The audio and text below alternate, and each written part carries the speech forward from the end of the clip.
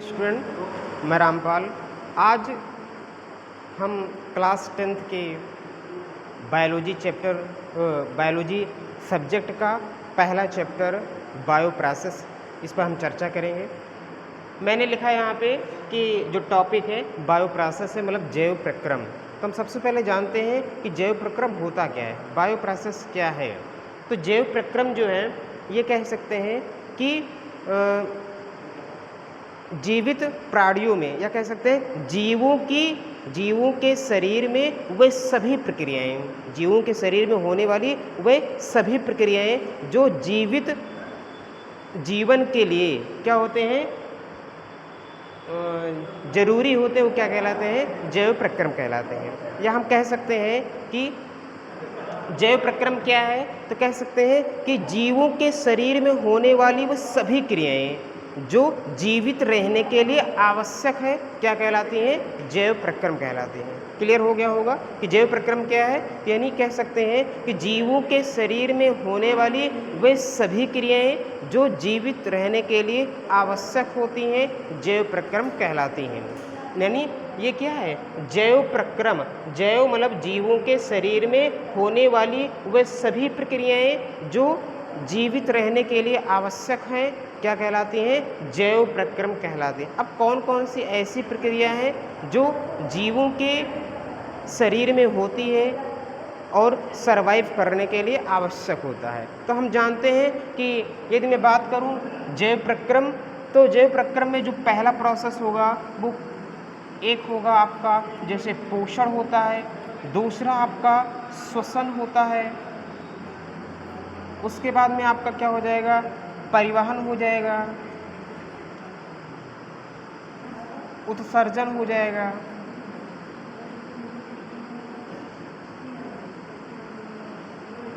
उत्सर्जन। यानी कह सकते हैं ये सारे जो प्रोसेस हैं, प्रक्रियाएं हैं, ये किसके अंतर्गत होती हैं, जैव प्रक्रम के अंतर्गत आती हैं। यानी अब आप समझ गए होंगे कि जैव प्रक्रम या बायो प्रोसेस क्या है। तो कह सकते हैं कि जीवों के शरीर में होने वाली वे सभी क्रियाएं जो जीवित रहने के लिए आवश्यक हैं, क्या कहलाती हैं, जैव प्रक्रम कहलाती हैं।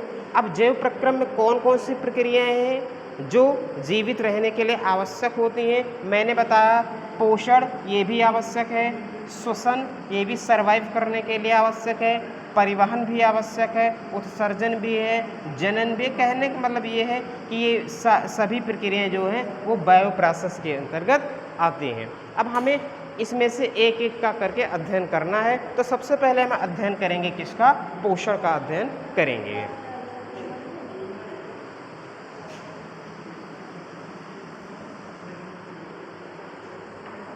अब हम जानते हैं कि पोषण किसे कहते हैं। तो पोषण को इंग्लिश में बोलते हैं न्यूट्रिशन।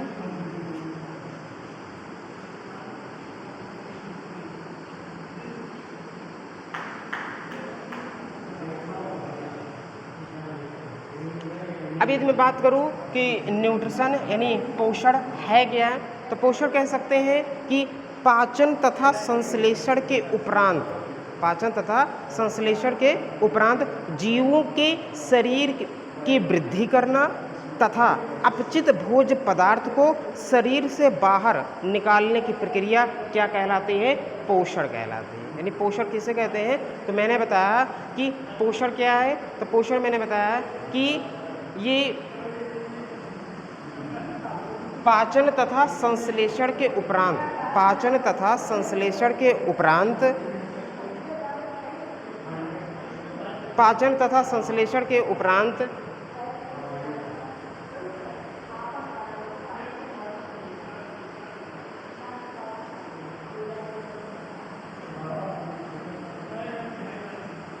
पाचन तथा संश्लेषण के उपरांत शरीर की वृद्धि करना तथा अपचित भोज्य पदार्थ को शरीर से बाहर निकालने की प्रक्रिया क्या कहलाती है, आपका पोषण कहलाती है। ठीक। अब ये जो पोषण होता है ये कितने प्रकार के होते हैं। तो पोषण जो है वो मुख्य रूप से दो प्रकार के होते हैं। पहला आपका क्या होता है, पहला होता है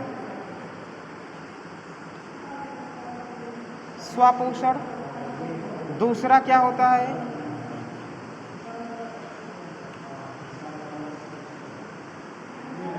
परपोषण, इसे इंग्लिश में क्या बोलते हैं? इसे इंग्लिश में बोलते हैं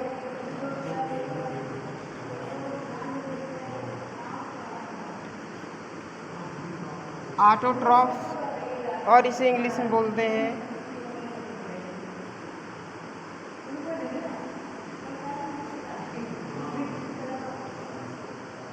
हेटेरोट्रॉफ्स। यानी जो पोषण होता है वो कितने प्रकार के होता है? 2 प्रकार के होते हैं। एक होता है आपका स्वपोषण, दूसरा आपका होता है परपोषण, 2 प्रकार के। अब हम सबसे पहले जानते हैं स्वपोषण होता क्या है।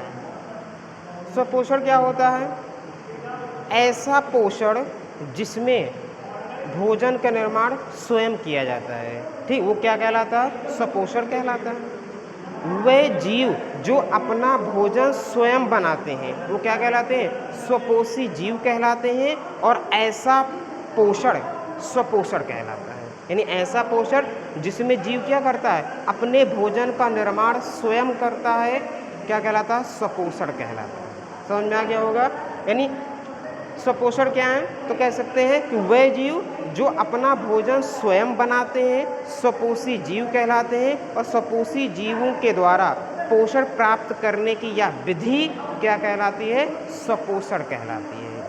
ठीक, अब इसके अंतर्गत कौन कौन से ऐसे जीव हैं जो आते हैं? तो मैं जानता हूँ कि जो स्वपोषण होता है वो इसके अंदर क्या होगा? जो जीव होंगे वो अपने भोजन का निर्माण स्वयं करेंगे। तो मतलब कि इसके अंतर्गत जो हरे पेड़ पौधे होते हैं, हरे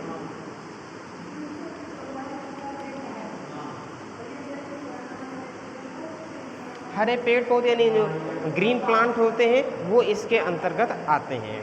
ठीक, अब ये जो ग्रीन प्लांट होते हैं ये अपना भोजन स्वयं बनाएंगे। कैसे बनाएंगे? किसके द्वारा? तो कह सकते हैं जो हरे पेड़ पौधे होते हैं, ग्रीन प्लांट होते हैं, ये प्रकाश संश्लेषण की क्रिया द्वारा अपने भोजन का निर्माण करते हैं। अब प्रकाश संश्लेषण में जो पेड़ पौधे होते हैं ये क्या करते हैं? इनके लिए 4 प्रकार के कच्चे पदार्थों की आवश्यकता होती है, जिसमें जो पहला होता है वो कह सकते हैं जल होता है, दूसरा कार्बन डाइऑक्साइड होगा, तीसरा आपका पर्णहरिम होता है,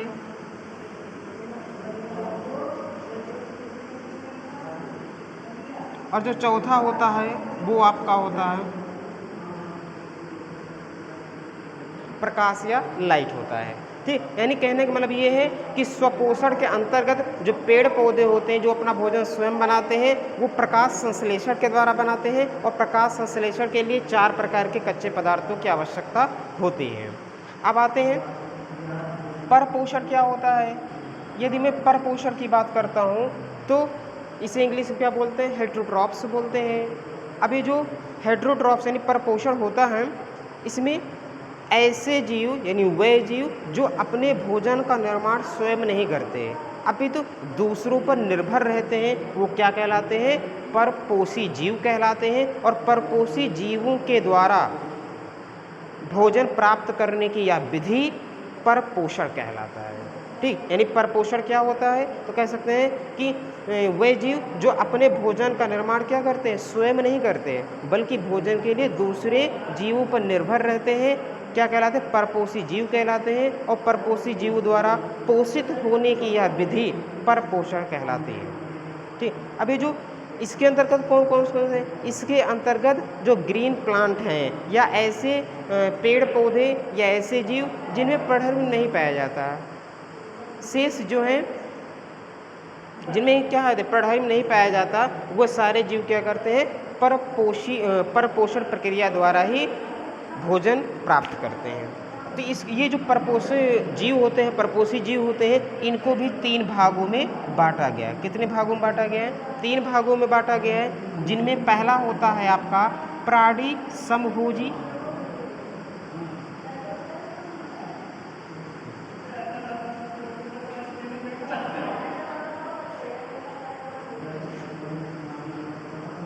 दूसरा होता है परजीवी,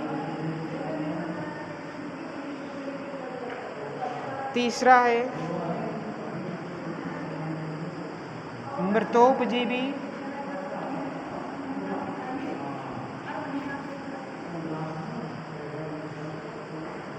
अब देखो प्राणी समभोजी क्या है?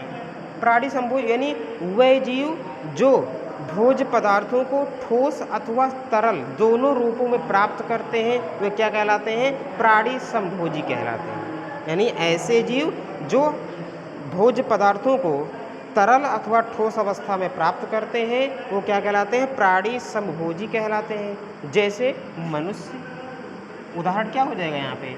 जैसे मनुष्य क्या करता है? भोज्य पदार्थ को तरल और ठोस दोनों अवस्थाओं में प्राप्त करता है। अगला है परजीवी। क्या है? परजीवी ऐसे जीव यानी वे जीव जो अपना भोजन सजीवों से प्राप्त करते हैं, मतलब सजीवों के शरीर से प्राप्त करते हैं, वे सब क्या कहलाते हैं? परजीवी कहलाते हैं।